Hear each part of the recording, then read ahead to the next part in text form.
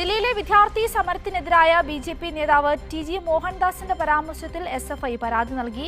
സംസ്ഥാന police മേധാവിക്കും cyber പോലീസിനുമാണ് പരാതി നൽകിയത്. ഷീജ ചേരുന്നു. ഷീജ, ഈ പരാതിക്ക് ആസ്പദമായ സംഭവം എന്തായിരുന്നു ഈ ബിജെപി നേതാവിന്റെ പ്രതികരണം? വിശദാംശങ്ങൾ.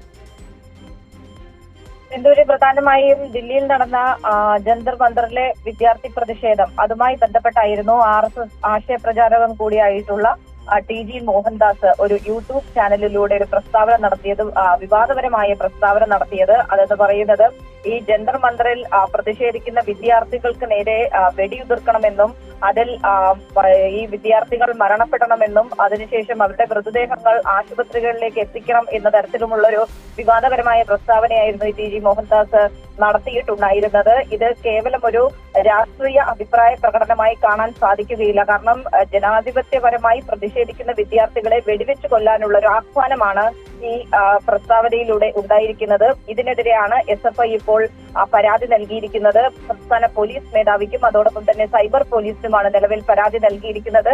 ഇതിൽ അതീവ ഗൗരവകരമായ വിഷയമാണെന്നും അതുകൊണ്ട് തന്നെ ക്രിമിനൽ കേസ് രജിസ്റ്റർ ചെയ്ത് ശക്തമായ നിയമ നടപടി സ്വീകരിക്കണം എന്നുള്ളൊരു ആവശ്യം തന്നെയാണ് പ്രധാനമായും എസ്.എഫ്.ഐ ഈ പരാതിയിലൂടെ മുന്നോട്ട് വെക്കുന്നത്. ഈ പരാതിയിന്മേൽ ഇപ്പോൾ നിലവിൽ ഏതായാലും FIR രജിസ്റ്റർ ചെയ്തിരിക്കുന്നു.